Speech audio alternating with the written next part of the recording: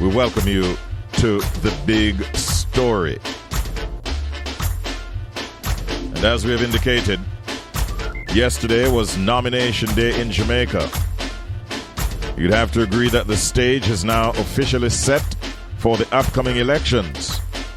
With us this morning is the man at the center of it all, the Director of Elections, Mr. Glasspole Brown, to share with us how the process unfolded yesterday, were there any challenges faced, and what Jamaicans can expect as we move closer to Election Day. Good morning, Mr. Brown. Welcome once again. How are you doing today? I'm okay.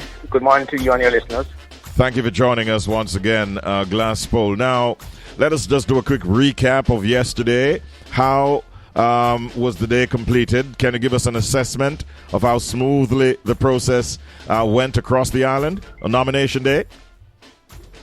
It went fairly well. We're quite happy in terms of what transpired yesterday. Certainly, at the end, all our nomination centers, and we had 63 nomination centers across the island, all were open at 10 a.m. and closed at 2 p.m. Mm-hmm. At the end of the day, a number of persons, I think a high number of persons have been nominated to contest election on September 3rd. In fact, 189 persons were nominated. To the best of your knowledge, is this the biggest number that we've had in our nation's history of nominees on nomination day, of candidates going forward? I'm checking. I asked my office to check the number, the record for me. I wasn't able to get that yesterday, but I think it is close. If it's not the highest, it's close to the highest. Yes. Number of persons who have sought to be nominated. Were there any notable incidents or irregularities or concerns that were reported to you yesterday at all? No, there are no major issues that were brought to our attention. In one particular instance, and that was that the candidate turned up a couple of minutes late after 2. And our laws are very specific in terms of the opening and the closing of the nomination centers.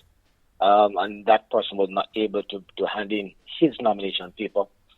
But despite that, I think everything went okay. There was no other major issue that was brought to my attention yesterday. Mm-hmm. I think that might be a reference to Mr. Hales, because I actually saw in the media where he was sort of giving an explanation as to why he was late. But what happens with his candidacy from here on with that situation? Well, he was not nominated, so he won't be able to take part in the election on September 3rd. Oh. No way, no. Well, the law is very specific. It says that you use the word shall close. Not maybe, but shall close at 2 p.m. Wow. Okay, that's interesting. All right. Now, going forward, Mr. Brown, what are some of the steps that the Electoral Office of Jamaica will take to ensure transparency and fairness and credibility of the election cycle? All right. What happened is that we have engaged a number of persons to be a part of the process and to ensure the monitoring and observation of what takes place. Certainly for the upcoming election, we have a number of observers. Certainly the local observer cafe will be a part of the process. Then we anticipate at least 2 the observers from the OAS, observers from CARICOM, to be able to observe the process in terms of the transparency and the integrity of the system. And we have sought to engage persons who are fair-minded, to be based on assessment, and of persons who have some level of integrity in the process. Outside of that, the system allows monitoring certainly from the candidates for everything that takes place within the polling station itself to ensure the integrity of the process. So there are a number of things that we're putting in place to ensure that level of transparency and the level of integrity of the process on election day. Okay. Let's look at the matter to do with Severett Gardens Division, where we understand that there will be no contest. Can you shed some more light on that?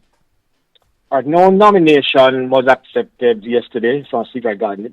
The fact being that there's certain things that needs to be done before a nomination can be held. Certainly the mayor, as the so-called the by-election, that has not yet been done by the mayor, and therefore the process could not go forward yesterday. They were also required by the law what is known as the issue of a proclamation. That was not done, and therefore the process could not go beyond where it is now, and we are waiting for the mayor to so announce the date for the by-election for that particular division. Mm-hmm. But that definitely would not be on the 3rd of September. It doesn't seem that way. That's correct. Okay. Now, I also wanted to ask, by extension, Mr. Brown, the fact that general and some local government, divisions are having the elections on the same day. Does that pose any unique challenges to you and the team at the EOJ? Well, it's a challenge because you have an additional election to focus on, but the experience is there. Certainly, if you remember the election in the Portmore municipality for the mayor, you have an election over there for the mayor and for the councillors, and therefore there's some amount of experience in terms of dual elections. Mm-hmm. Therefore, we're going to bring that to the fore on election day. Yeah.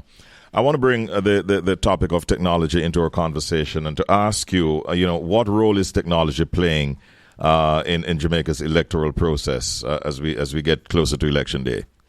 It continues to play. That's continues to be our focus. Certainly, a number of constituencies will be using what we call is an elector verification identification system. Mm-hmm.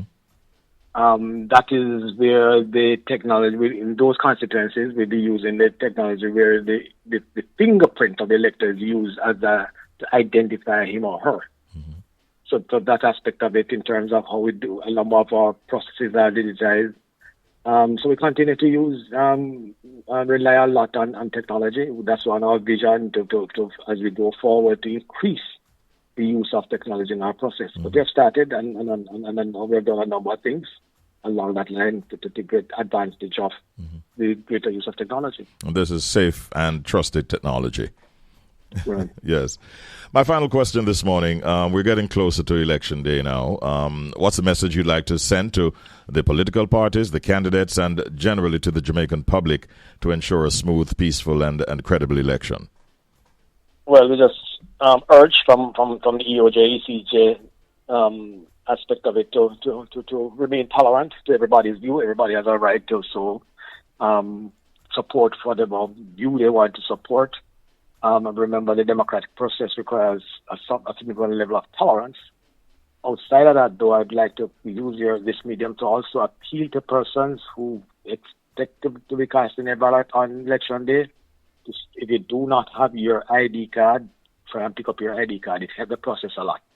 And we hope for persons, when you come to our polling stations on election day, just follow the instruction of our supervisors, follow the instruction of the EOJ personnel, and be calm and be patient. The process will be completed during the time that is allocated to us to complete to take in the ballots.